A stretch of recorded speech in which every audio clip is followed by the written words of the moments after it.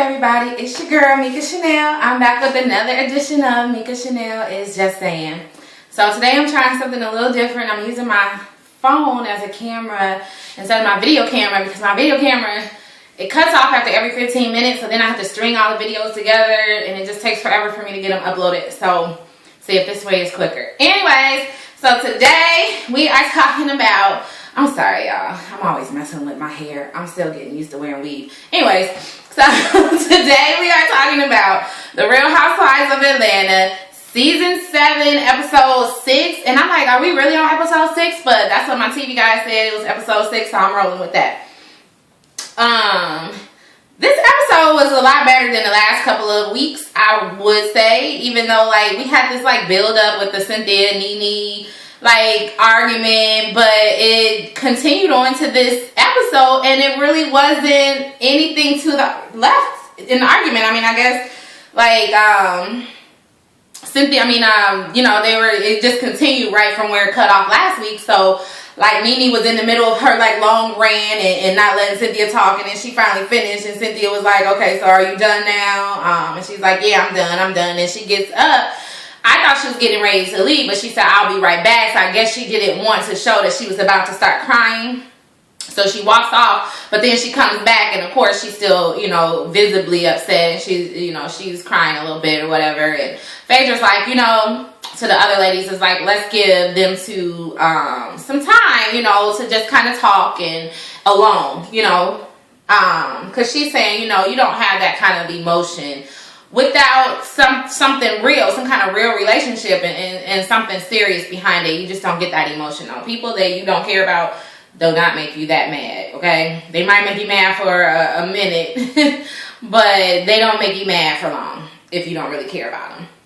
Anyway, so basically they just it seems more like, because first Cynthia was saying and like, I don't know, a couple episodes ago that the whole falling out came about when at Kenya's charity event from last season. But then, like, in last night's episode, she said that it started breaking down when she called Peter a bitch.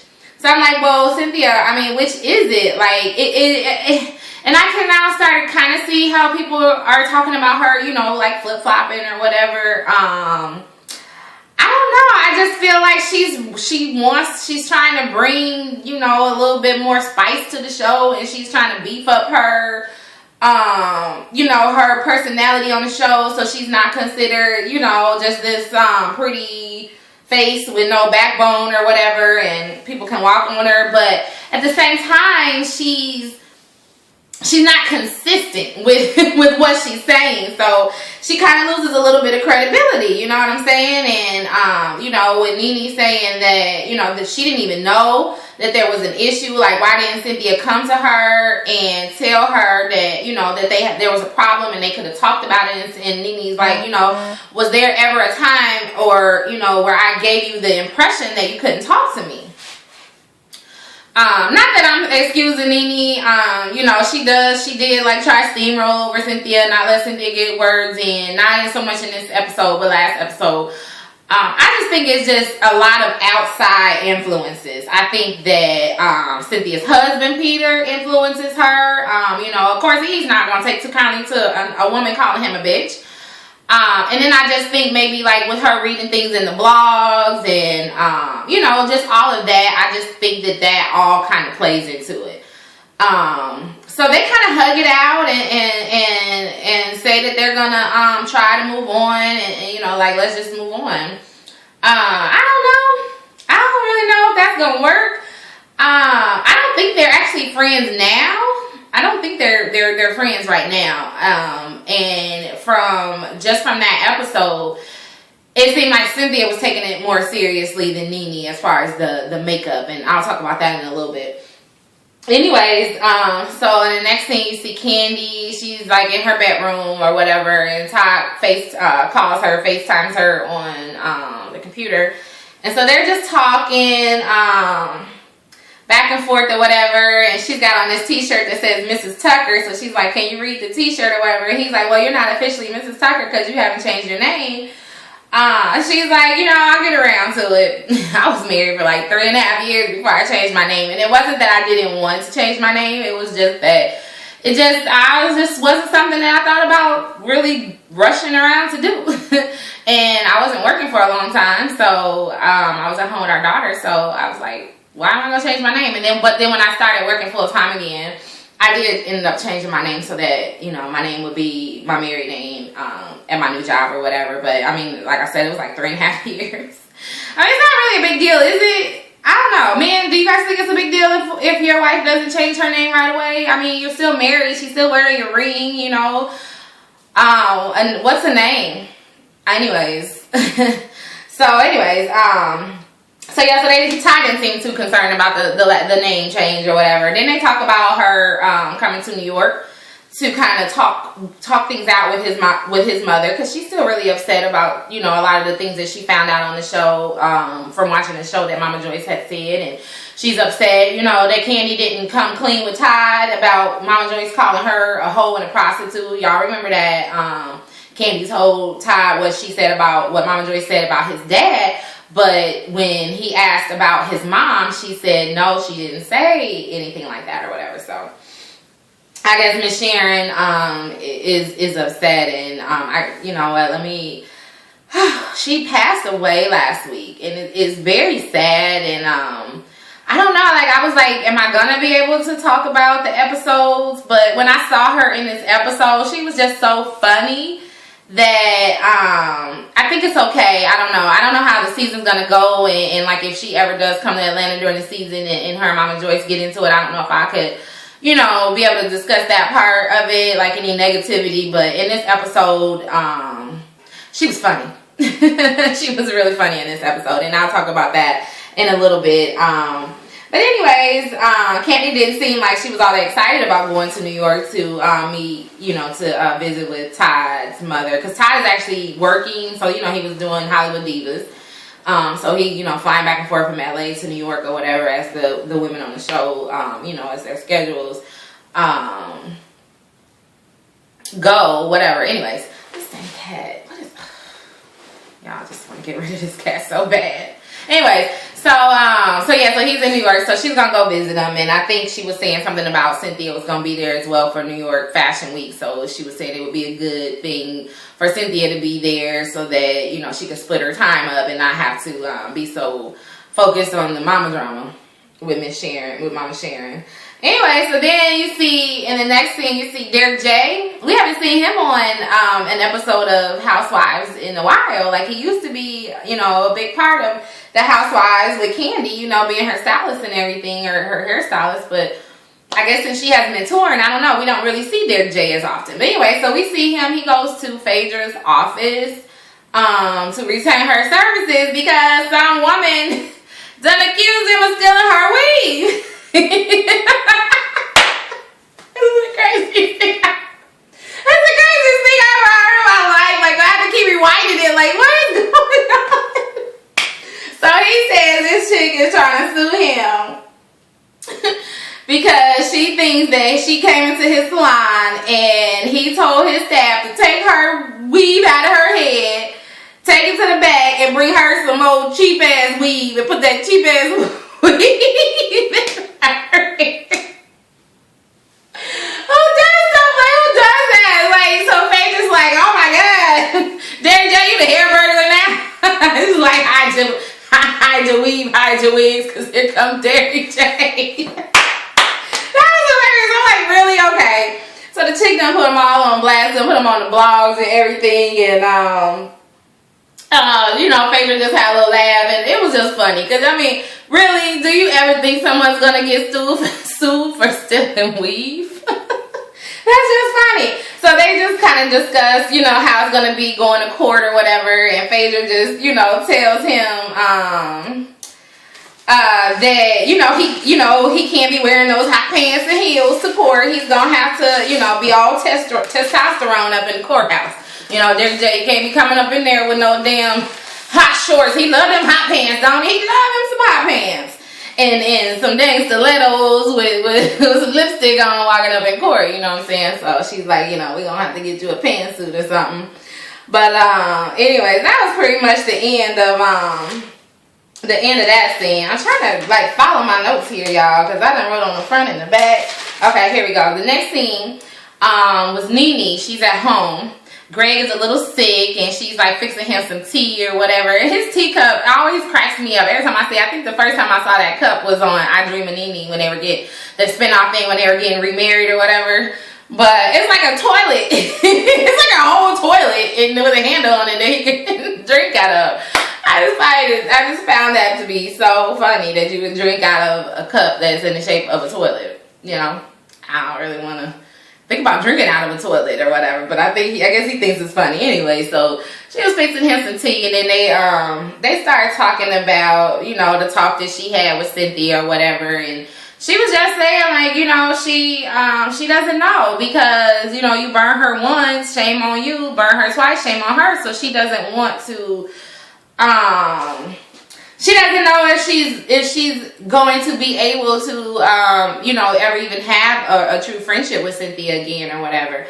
And Greg is just basically saying, it's clear that you both miss each other, so why not just fix it and move on, you know, but Greg, you didn't get called a bitch, okay? And your wife is not the one that's been steamrolled over and disrespected the way that Cynthia has. So, I mean, I guess it is easier for you to say, yeah, let's just forgive and move on or whatever. But, and then you flash over to Cynthia's house, and her and Peter are discussing the same thing. And Peter's like, what happened? Like, you're smiling, like, you know what I'm saying? Like, you really want to tell me something, but you don't know how to tell me or whatever. And she's just basically saying, like, well, me and Nene kind of made up. And the look on Peter's face was like, what the fuck did you just say? And then he basically said, what the fuck did you just say? He's like, you running around here like a little 13-year-old schoolgirl because you done got your friend back and your friend don't even respect you. Like, you know, you let her talk to me any kind of way. She's off in the blogs, you know, yap in her mouth. And he was like, I'm not having this. I don't want the kind of marriage that we had when you were friends with her. Y'all talk on the phone all day. We not having sex and this and that. I'm like, Nene keeping y'all from having sex. She up in y'all bedroom. I mean, I'm sure her and Greg over there getting it on, you know what I'm saying? So I don't know what that had to do with it, but I mean, maybe Cynthia was just at Nene's back in college. I wouldn't doubt it. You know what I'm saying? I really wouldn't doubt it. But, you know, Peter was just going in, and he was just like, he's not happy with them, you know, possibly becoming friends again. Basically, he's like, I'm just not happy with this situation at all. He's like, I don't want to have to compete with Nene.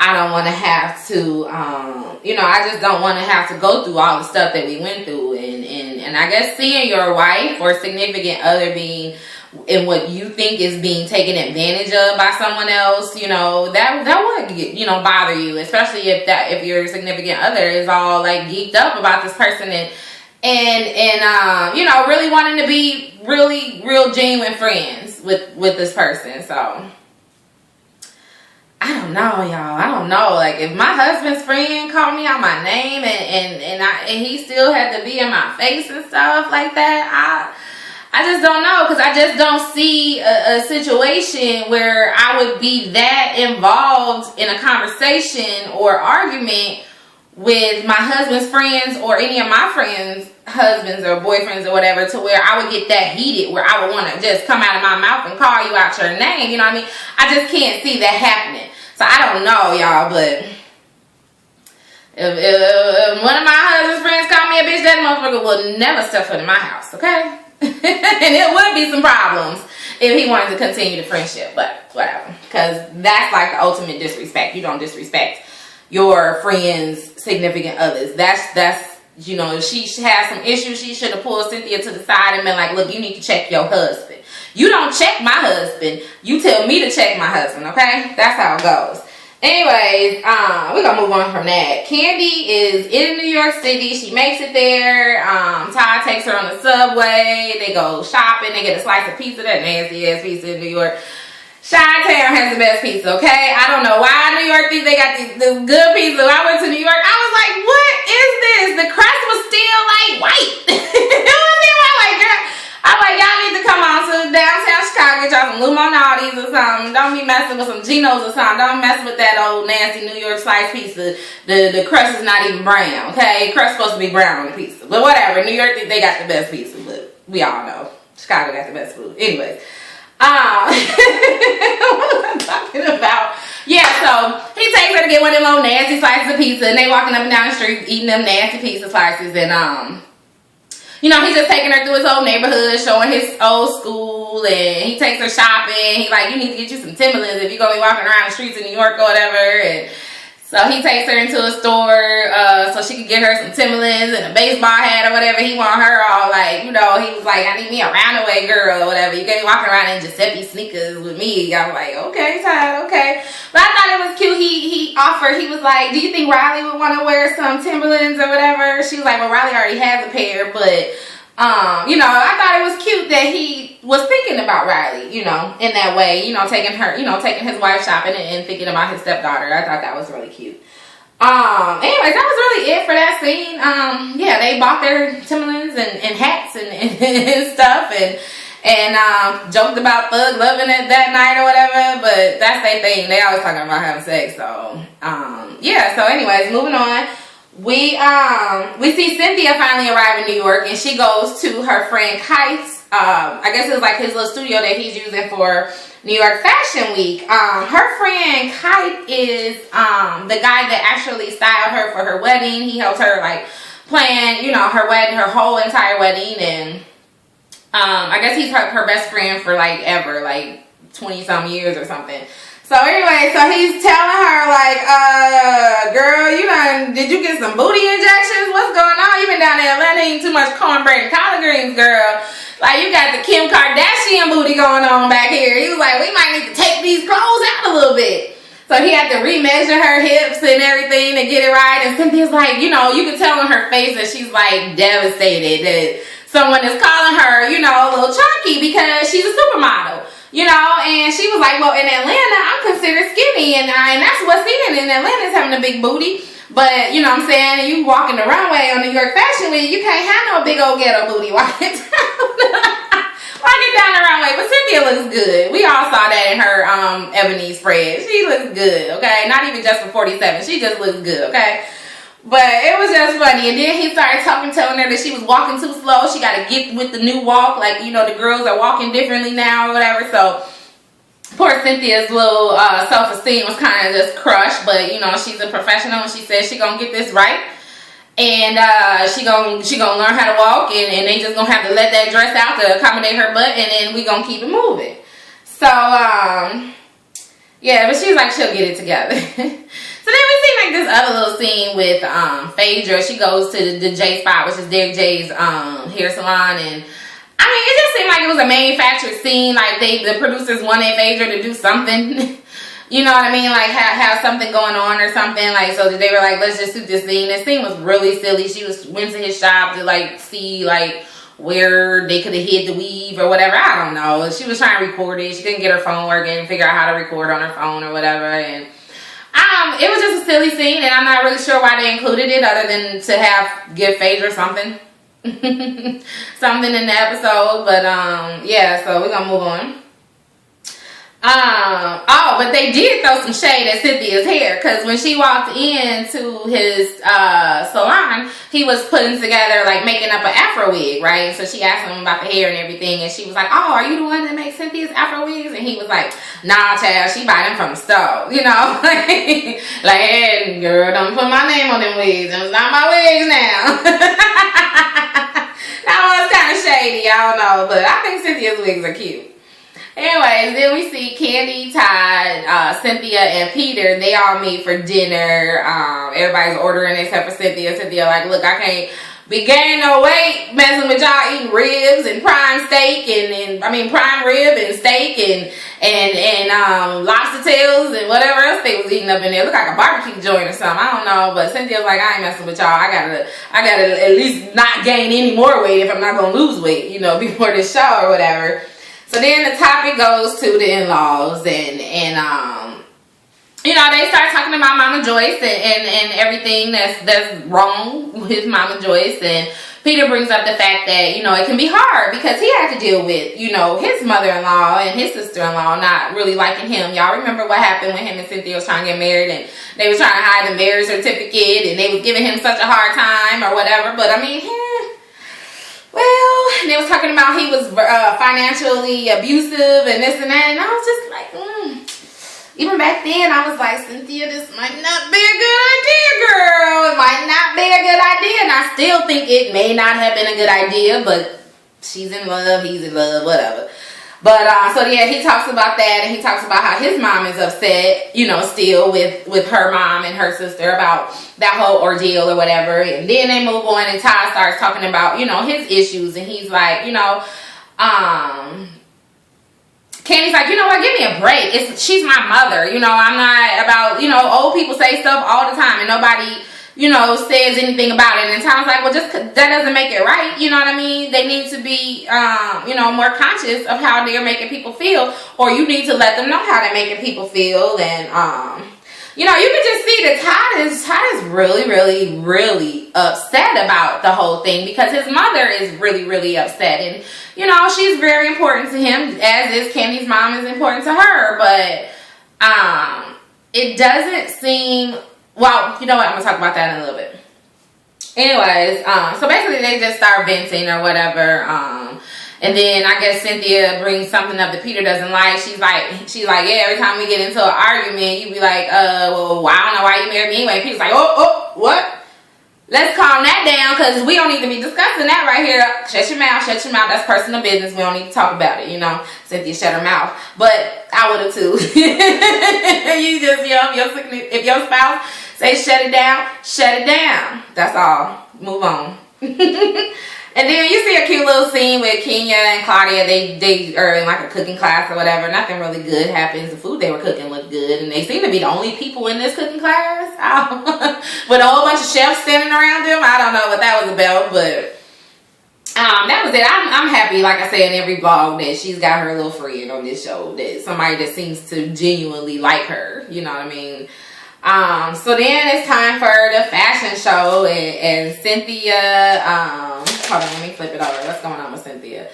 She, you know, she gets there and she's like, look, you know, I probably need to be at McDonald's in the drive-thru ordering the Big Mac's value meal instead of trying to be walking my ass down this runway on Fashion Week with this ghetto booty. But anyway, she gets up there, she does her thing, she looks gorgeous. Her daughter's dad, Leon, y'all know Leon. For the Fire Harveys, y'all know Leon. Anyways, he was there. He was sitting next to Peter. He was like, I ain't mad at that. You know, him and Peter just sitting there drooling over Cynthia or whatever. But she killed it. She did her thing. And, you know, she looked great. And everybody was happy. And she was happy to see Kenya because Kenya came to surprise her in New York. And, you know, everything was good. And she was like, I am Cynthia Bailey, baby. What else is going on? What y'all forget? I am supermodel from way back, baby. So, so she did her thing, and it was good. I was happy for her. So the final scene of this episode was Candy, Todd, and Mama Sharon. They all meet, and you know, they meet, and they, you know, Mama Sharon goes right in as soon as they sit down, right? Because Todd's like, so you ready to move to Atlanta? And she was like, no, it's too stuffy down there. And Candy was like, why it gotta be stuffy? And she was like, because of your mama. So then she just goes on and on and on about Mama Joyce. And, you know, she just basically telling Candy, like, I'm upset with you because my son asked you, did she say that I was a prostitute or a whore?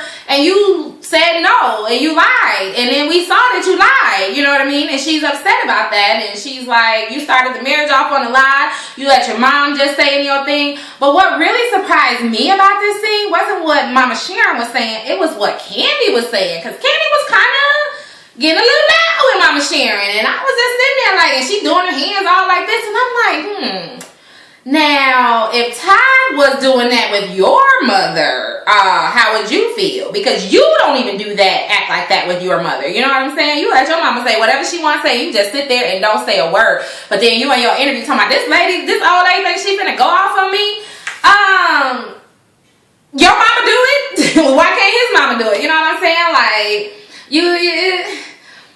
don't know, y'all. Candy just, her relationship with her mother, like I said last episode, Mama Joyce is like Goldie. She like the #1 pimp, and she got Candy so brainwashed into thinking that she has to take care of her and stick up for her. And it's you know, you look out for your parents, but I mean, if they're disrespecting you and not following your rules and not doing what you ask them to do as an adult woman, then there needs to be some consequences. And the way that she was talking to Sharon, she didn't really, I mean, it wasn't that she was being overly disrespectful. It was just more so that she was asserting herself a lot more than I thought she should have, because it was one, Ty's mother, and two, she doesn't do that with her own mother. You know what I mean? Like, and her mom is the one that needs to be talked to like that sometimes. Candy needs to like say,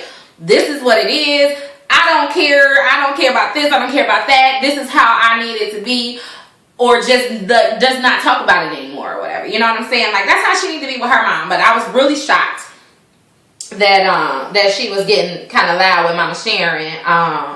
But she's just really bad about that prostitute comment. And she like, you know, she was like, I moved down there. Your mama gonna make me catch case. She was like, I'm gonna catch case. She was like, that's all right. I got something for her. I got some backup. And she like, what I need backup for?